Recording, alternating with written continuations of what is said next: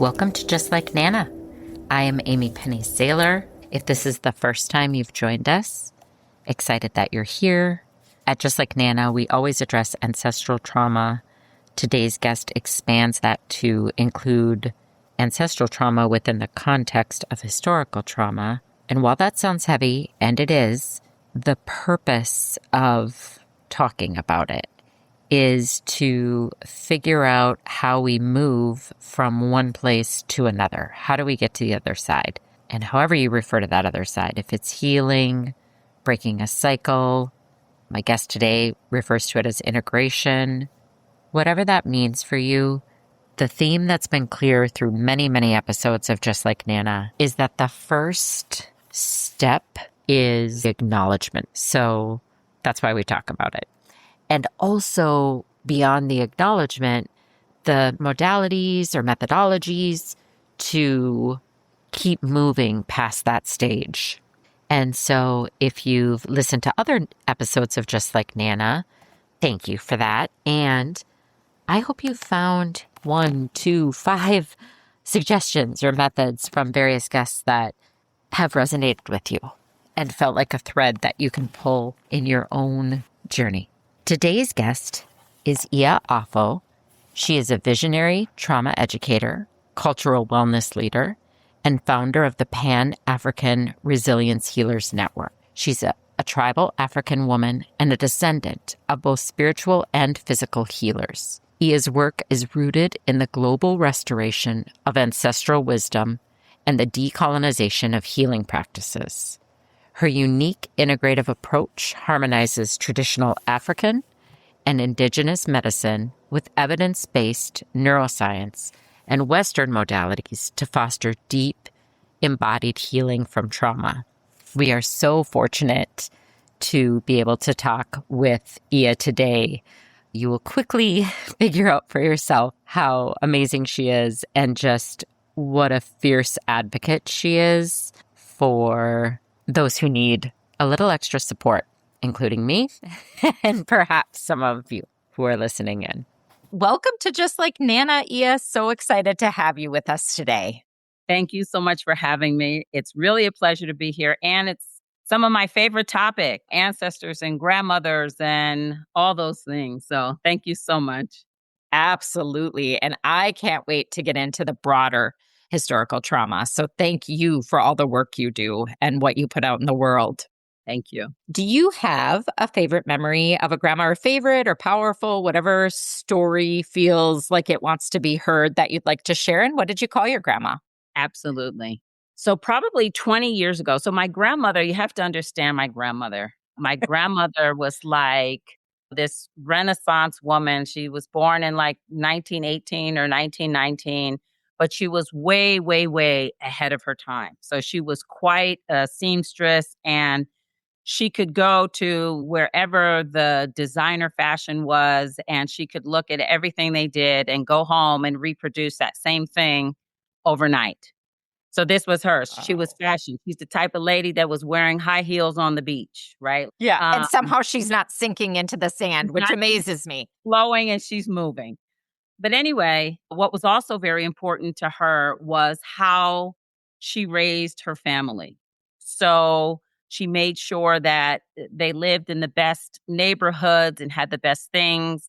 Again, she's born in 1918 or 1919. She was a registered nurse at a time when Black women, or Black people found it hard to graduate, to move past third grade, fifth grade, right? So she was a registered nurse. She was well loved. She really wanted to be an interior decorator, but she could not. At that time, Black women weren't interior decorators. And so, but that was her passion, fashion and decorating and all those things. Okay. She pushed my grandfather to build a home in Sag Harbor in the Hamptons. And so this is an area of the Hamptons that was really reserved for middle and upper class Black families. And so we're back in, I think the 60s is when she had my grandfather build this home. So he builds the home. And so we spent summers there growing up. Anyway, here's the story. So 20 years ago, I was on the beach. There's a private beach there. And so I was on the beach with my children who were little guys, and a woman walks past me, and she has this billowing fabric that's kind of blowing in the wind. Another lady that's wearing heels on the beach, and she's like 80. And she billows past me. I see her look at me. She keeps going and she comes back and she stares me in the face and she said, "Oh my God, you are Wilhelmina's baby." My grandmother was Wilhelmina. She said, "You're Wilhelmina's baby." And I looked at her and I said, "Yeah." And she said, "That was my best friend. I sang at her funeral. My God, you are your grandmother." The thing of the story is, I never met my grandmother. She died before I was born. But all my life, I have goosebumps just telling you the story, but Me all too. I've been told that I'm exactly my grandmother. My mannerisms, the way I talk, the things that I do, the interests that I have, all of the things. And all of my life, I have felt this connection to her and that she has always been with me through some of the hardest times, through beautiful times. My grandmother has just always walked beside me, a woman that I have never met in the physical world. So I don't know what I call her other than Wilhelmina and grandma because I just never got to see her in the physical world. But she's just an incredible part of the woman that I am, the grandmother that I am, the wife, the mother that I am. She's just a part of it.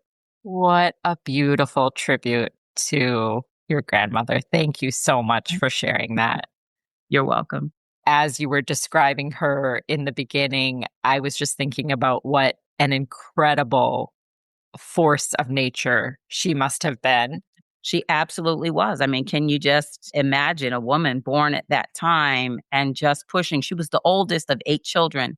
And so she had to kind of take care of her siblings. But the way out was to go and get educated. And so she busted her butt to get an education and to have a career. It's just incredible, you know? Absolutely. And I think, although I hear you describing that you look like her physically and that woman recognized you that way, I think there's probably something in your carriage also and just your fierce spirit that she also recognized. Absolutely. Yeah. It was just, yeah, the whole thing, my energy, my way of being, the way I carried myself, everything. I could see it in this woman's face, you know, like, oh my God, this is her. You must be her granddaughter. Yeah. Yeah. I also love when I think about our spirit guides or kind of the people that are along with us for the journey. I don't normally think of what they're wearing, but I imagine your grandma is just impeccable while walking beside you. Absolutely. I'm at my mother's house for the last few days, and I saw my mother doing something yesterday, and I said, "Oh, Wilhelmina's watching you, Mom." You know, she would not approve of that because that way of being and elegance was just so important to her. Your work is so expansive, and I know that we're not going to be able to cover everything. But if you could just start with an explanation from your perspective and your work that you do of both ancestral trauma and historical trauma, and I know they intersect, kind of how they intersect and how your work addresses that. I think the best way, I was trying to think of the best way to describe it, but I think the best way to talk about the intersection of historical trauma and ancestral trauma is to think about it as historical trauma is the macro event, right? It's the big overarching event. And the ancestral trauma is how that macro event gets localized within a family's cellular memory and home life. You know, like when a community experiences historical trauma or systemic violence breaks out, there are certain cultural structures and it creates a chronic survival state, right? We get these chronic survival states that happen because of that macro event. And those chronic survival states, like hypervigilance or emotional suppression or displacement, all of that gets passed down to children. And I mean through the epigenetic expression, how genes are turned on and off based on stress and based on the physical environment. But also, it gets passed down through relational conditioning, right? Through how parents regulate their own nervous system around their children. And even in cultural practices, right? Culture changes as a result of the macro events that happen. So really, you carry the historical trauma through the history of the community, but you feel it in your daily life through the specific habits and silences and nervous system responses that are handed down by your immediate lineage. And I think everything you said, and there's also that energetic or spiritual component that Y- follows a line. Yes, because when we really talk about human beings, we don't always talk about the spiritual DNA, but absolutely we have the spiritual DNA, the energetic DNA that also is impacted by previous generations. And I would love, if you don't mind, just expanding on that silence piece a little bit, because I feel like there is so much power and sort of oomph and meat in the silence that a family honors through lines until someone breaks that silence. And we don't really talk about the silence. We tend to focus on, what is happening or the behavior or that sort of thing. So if you don't mind just talking about, this is what I mean by silence, and this is how it affects, a familial line, or this is how it doesn't aid in the healing of historical trauma. Silence is complex because from our traditional ways of being, as especially as indigenous people or as African people, so much of our belief system is around the power of energy, the power of the tongue and the words. So part of silence is we are not always speaking about negative things that have happened because in our belief system, we manifest more of those negative things. So sometimes we don't even realize that because we don't understand our culture or our history or how we were as African people. But some of the silence is that we're not always going to speak because what the tongue speaks becomes part of the physical world, part of what your life actually is. So there's silence in that way. The other part of the silence is there's just things that are unspeakable. There are just things that we never talk about, that we never address, that we never take a look at.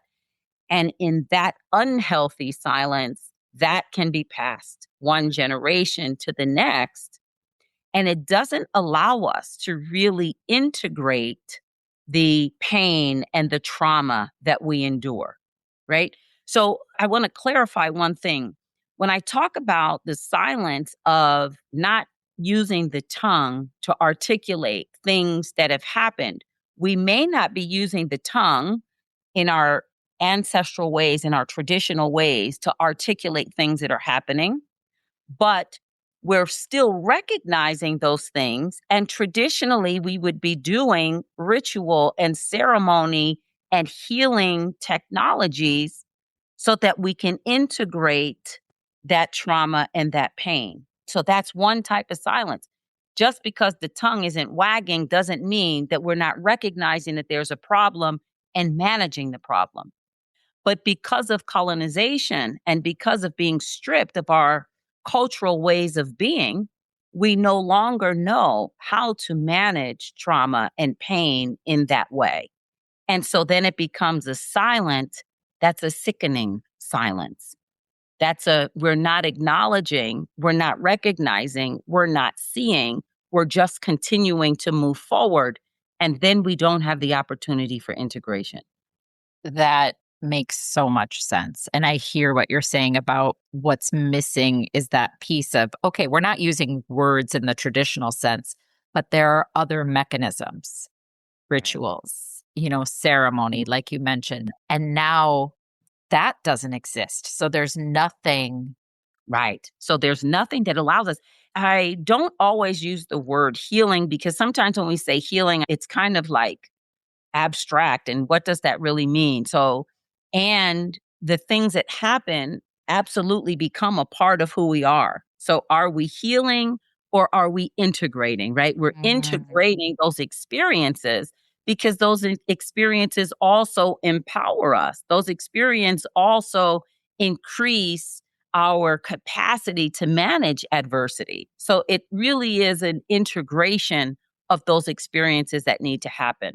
But if we no longer have our traditional technologies to do that, and then we also are, kind of imprinted with that silence to be silent, then we run into trouble because we don't have any mechanism for integration.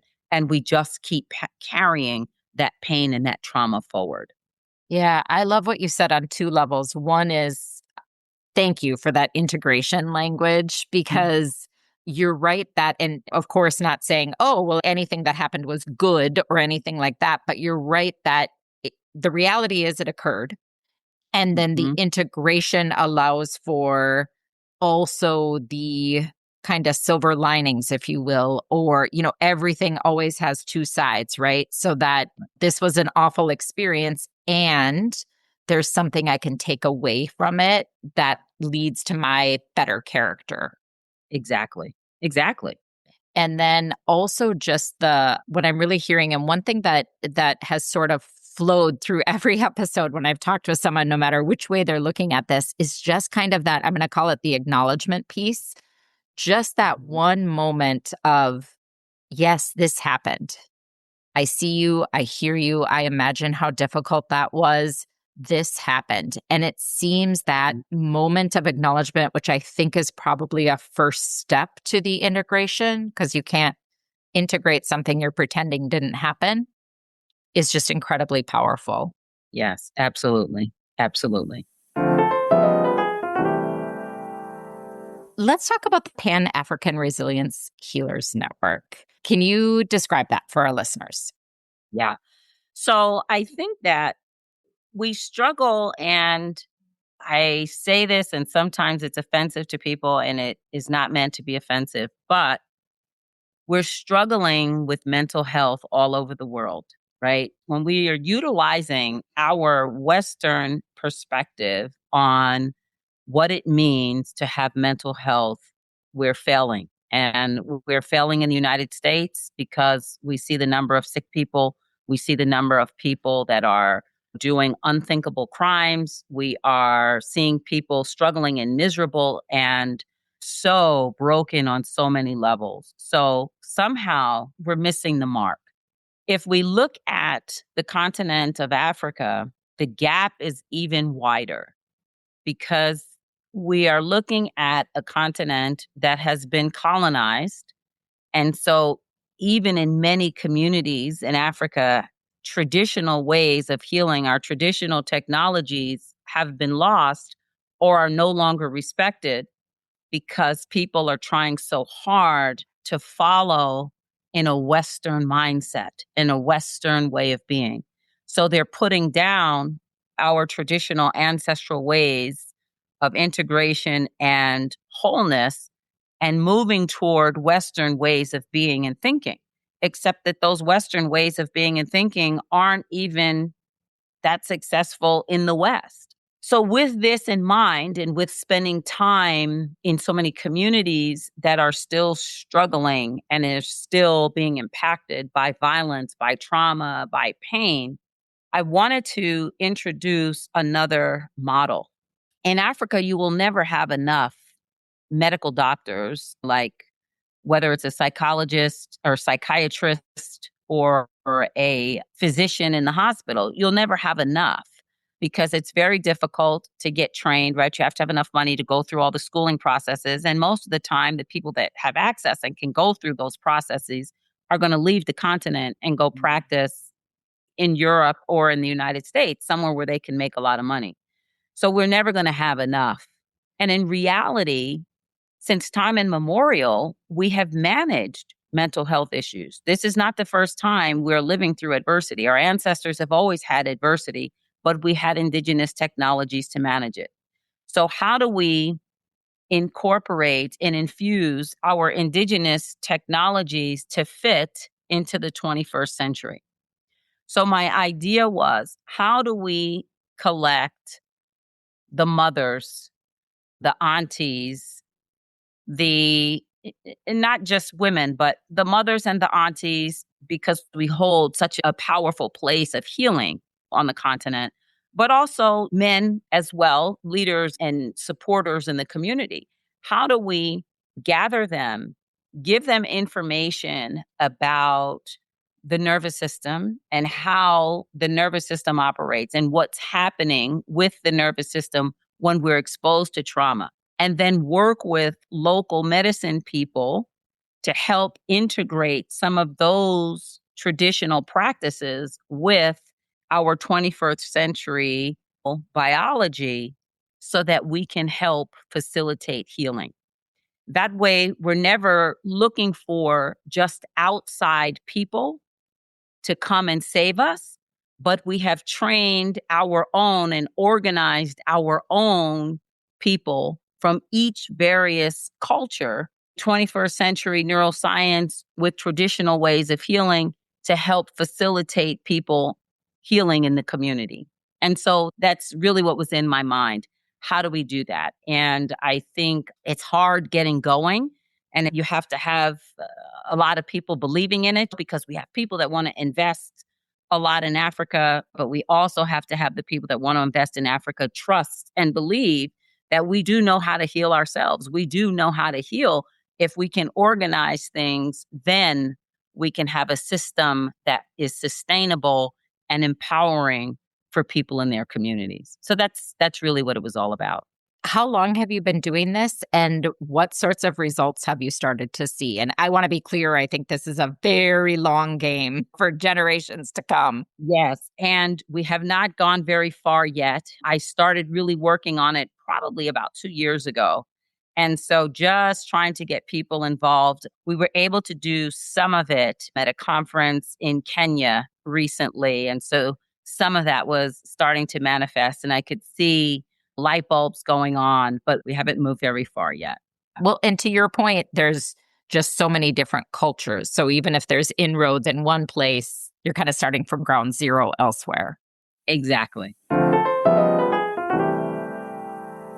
I would love to touch on a little bit, because you've mentioned it a few times. You've talked about the nervous system. And so I know you're all over that and you understand the impacts of trauma through both trauma that we experience and the ancestral or historical pieces. What sort of wisdom do you have for listeners about here's information about your nervous system and here are some techniques? I'm a person that thinks about healing and integration from what we would call a bottom up perspective, meaning that the neurobiology drives everything else that's happening in the body, in the brain, in the mind, our thoughts, right? So a lot of other people who practice psychology, Western psychology, are more top down. And so the belief system is the thoughts drive everything else that happens. Okay.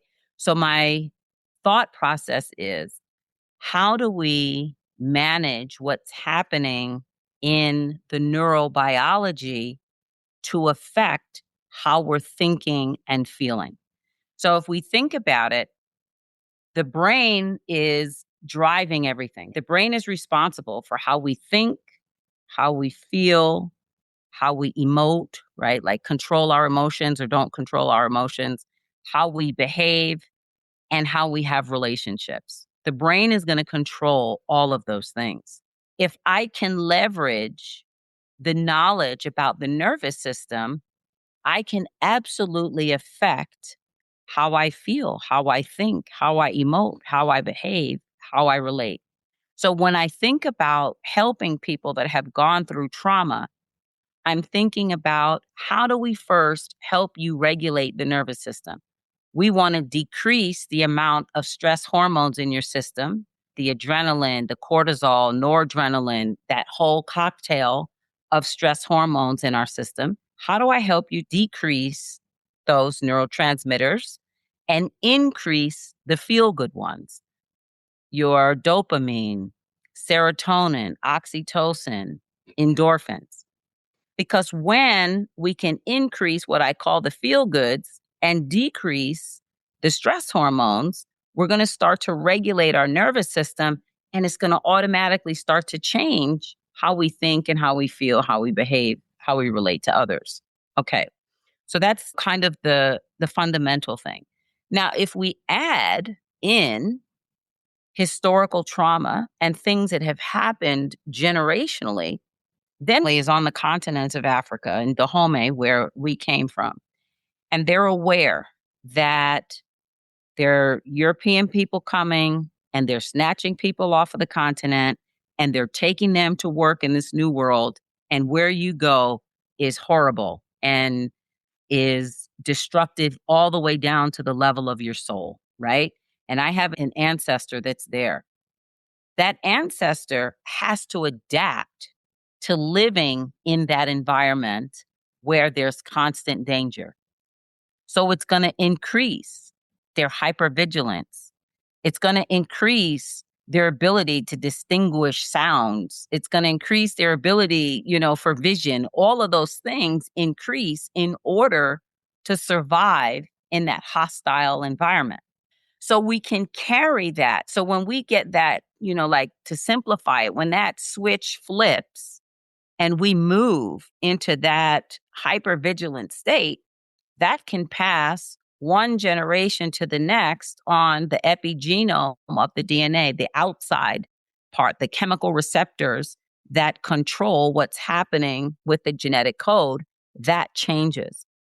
That can change for potentially 14 generations, according to the cherry blossom study. So potentially 14 generations can be impacted by something that happened all that time ago. But then also trauma is cumulative. So we had the incidents that happened perhaps on the continent, but we also have what happened once you were captured, when you were waiting in the dungeons, when you were watching people drown themselves in the ocean, when you were seeing people throw themselves overboard because of the Middle Passage on the ships, being trapped on the ships during the Middle Passage, all that way, chained up like sardines on the boat, getting to the New World, seeing all of that death and destruction around you, getting onto the auction block, being sold away from relatives, on and on and on through the civil rights era, on and on and on, all the way to what is still happening right now. So that trauma is cumulative over time. So if we have that, and it's not just, right, I'm giving you the example of me and my lineage and my family, but it's not just that. What about if you're, the Holocaust? What about the Irish potato famine? We have all of these things. So I'm not just saying only African people, but I'm saying regardless of what your ethnicity is, your ancestors have faced some level of adversity.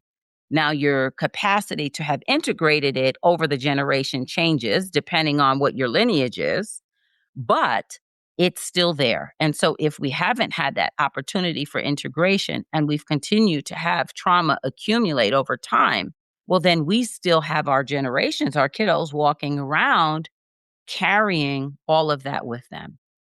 And then we add onto it our current day stressors, which everybody is really experiencing now. And we have very highly dysregulated nervous systems. Yeah. So if we talk about healing and we start with the nervous system, how do we regulate the nervous system?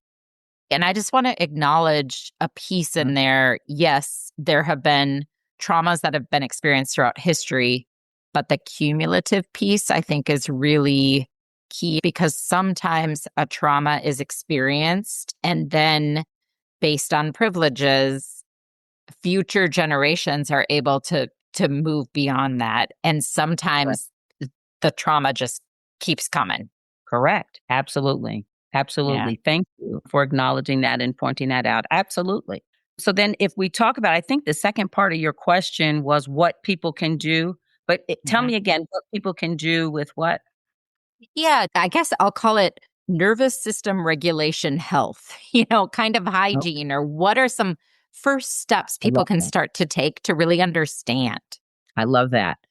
Like you're touching on my favorite thing to talk about because I like to empower people, right? We always believe because of the way mental health is evolving and how it's evolved, we have come to a point in 2026 where if someone has a mental health issue or if someone is struggling or we have a parent who is not parenting in a way that's healthy for our child, oh, you have a problem? You need to go to therapy or you need to take medication. I'm not poo pooing therapy or medication, right? Those are viable interventions for some people. The problem is, it's not a viable intervention for everybody. And so, if we only think about talk therapy and medication, what happens to all the other people that have no access to talk therapy or to medication or who don't align with talk therapy? It's like now it's an embarrassment, like you're a jerk. If somebody says, well, do you go to therapy? And you go, well, therapy hasn't helped me. Then you're a jerk and you're somebody that doesn't really want to get well. And that's just not true. So I'm glad you asked me the question because that's one of my favorite things to do. We have the capacity to start to regulate our own nervous system. Okay. So if we think about the nervous system, and I'm talking about stress hormones and all of those things, I want to clarify a few things.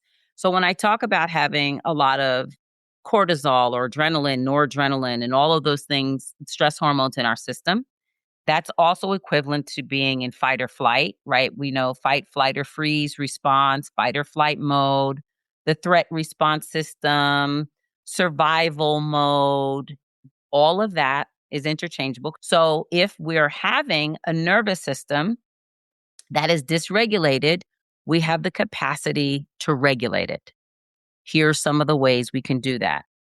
Every time I do something that is in alignment with my morals and with my way of being, it activates the pleasure center of my brain and I have a release of those feel good chemicals. I'm going to get a release of dopamine every time I do something that's in alignment with my belief system. So for me, for example, as an indigenous African woman, it's important for me to wake up before the sun comes up every day. So every day that I wake up at 4 a.m. and the sun is not up yet, and I do my ritual and I do, the prayers and the things that I do, I'm in alignment with who I am as a person. Now, maybe for somebody else, that means going to church on Sunday or going to Bible study on Wednesday night. Great.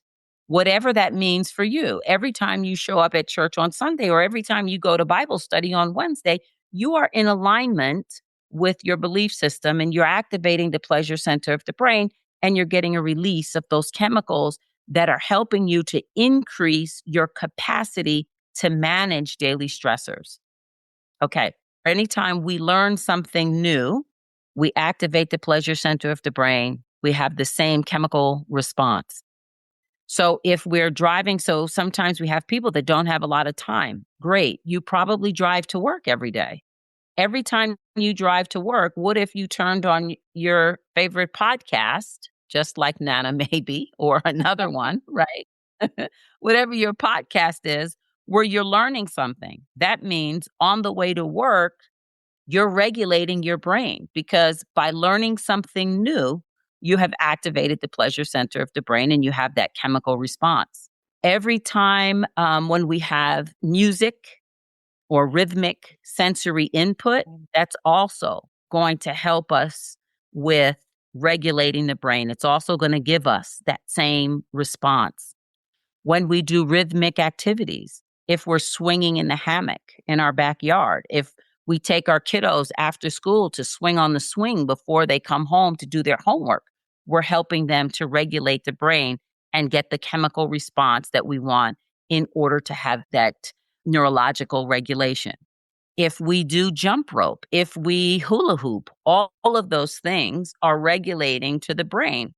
And then we're incorporating exercise in some of those things. And we all know, that we get a release of endorphins and all of those things, runner's high and all of that comes along with exercise. So incorporating exercise is going to be important.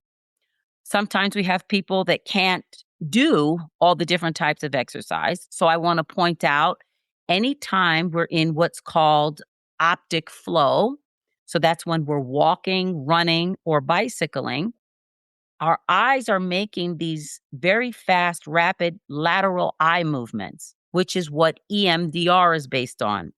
People Huh. have probably heard of EMDR, which is supposed to be very successful in helping people integrate trauma. It's, a intervention for trauma. EMDR is based on those lateral eye movements. And in fact, the woman that really started to build EMDR built it based on when she would go out for walks. She was a professor at Huh. Stanford. She would go out on walks. And when she noticed that when she came back, she felt much more regulated. So she started to do research on why that happened. And we found that these lateral eye movements also help to regulate the nervous system. And they built that whole EMDR system based on that.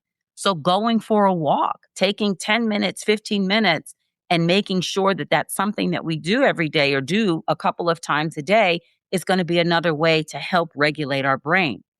So if we create a lifestyle that incorporates all of these different opportunities for leveraging the neurobiology, we're helping to heal ourselves and helping to regulate our nervous system, which is going to change how we think, how we feel, how we emote, how we behave, how we relate. That is wonderful. Thank you for that explanation. I was really struck too while you were talking about the rhythmic movements. It's Yeah, fascinating because we rock babies, right? We all that's just understand intuitively this is right. going to help the baby. Yes, exactly. And it's exactly what happens with the baby, and it happens for us too. Right. And that's not even talking about our meditation or yoga or how we eat, making sure we stay hydrated, relationships. That's really at the top of healing trauma, right? Most trauma happens in relationship. We also heal trauma in relationship. How often can we make connection with other humans that are, positive human connections?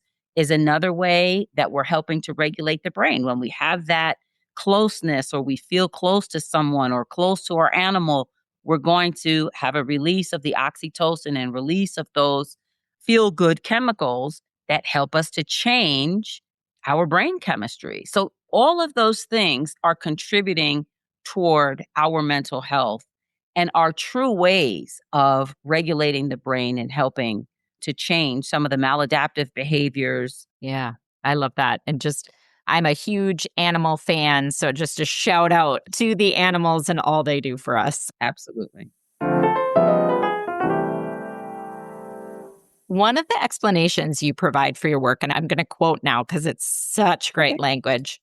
We are the living altar of our lineage, carrying its fire forward.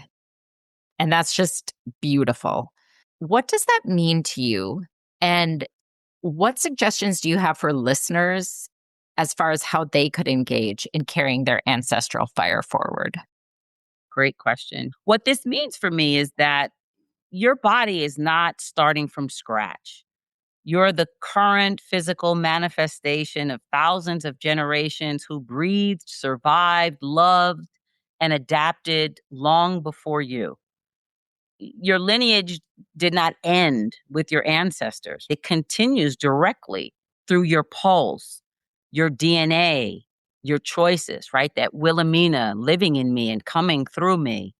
And an altar is a dedicated space where intention and reverence and spirit meet physical form. So, that's kind of our body as that altar. So when we recognize that we are the altar, taking care of our physical, emotional, spatial well being becomes an act of ancestral honor. So sometimes we're looking for, like, all of these advanced things, or I need to be able to do this, or I need to have enough money to do that. And I'm always trying to give information that's not based on whether you have money today, you don't have money, whether you have access to going to Peru and doing all of these beautiful indigenous rituals, or Africa or wherever, right? If we don't have any of that, how do we tend to our physical altar, our own body? We can do somatic work, somatic check-ins. When we ground our nervous system, like we talked about, when we breathe deeply or move our body intentionally. I'm a hula hooper, but even just intentional, right, hula hooping, you are calming a nervous system pattern that may have been dysregulated for generations and generations. So that's the first one, right? Tending to our physical altar.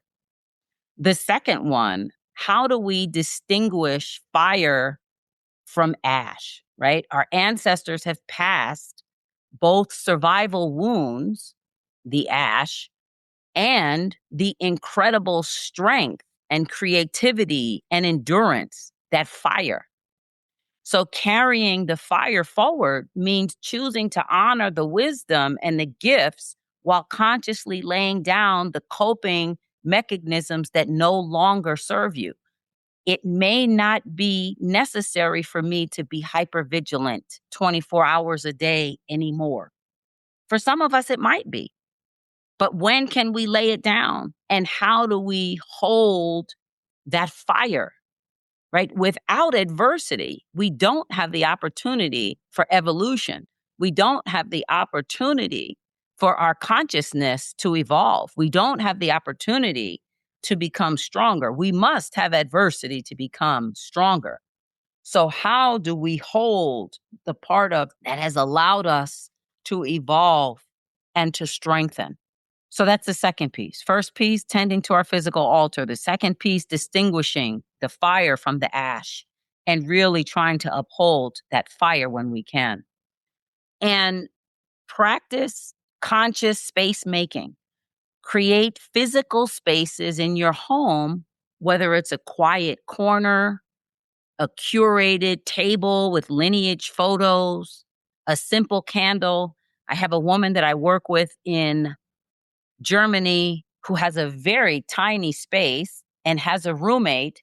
And so she has a little cabinet that she bought. And inside that cabinet, so that she's not disturbing, everybody else in her space, inside that cabinet, she's anchoring her intention to live with purpose and awareness. How do we acknowledge all the time ancestor? Right? So sometimes we have someone who passes away. We have ancestor that passes away. In our tradition, ancestors never gone, right? That relationship just transforms. So do I set a place for Wilhelmina at the table when we're eating, especially on special meals? Do I pour libation on the ground before I drink my own water? Do I set a glass of sparkling wine, if that's what we're drinking? Do I set one there for ancestors who've come before? So it's that idea of being conscious about making space to carry ancestor forward. So I think those are our three great places to start for that, without a lot of sophistication and need for, resources and finances and so forth and so on. Thank you so much for that and all the wisdom you've shared throughout. I mean, there's just so many concrete takeaways that I think a listener can that one resonates with me and sort of start to incorporate for that integration. I would love to end on, you have this Pan-African Resilience Healers Network. How can listeners support that work? It's really supportive if we have people who want to invest in the wellness, supporting people who are living through constant violence, right? We have this whole idea here of like post-traumatic stress disorder. And this assumes that there's a post after the traumatic stress, right? But when we talk about people on the continent, there's not a post. And so there's a constant stress. And so there's the constant need to regulate, to integrate, to heal, so to speak, in the context of violence. So people who want to support that, if they have an inroad to a way in one of the African governments to support that, reach out to me. If they have an organization that wants to finance helping bring this work to wherever in Africa, I have some focus in Kenya and I have some focus in West Africa, in the Benin region, but anywhere in Africa where we can integrate that work, financial help is always needed because we've got to be able to train people and have material and so forth and so on. Any of those ways would be great. And to reach out to me, healhistoricaltrauma@gmail.com, or you can go on my website, healhistoricaltrauma.com. Wonderful.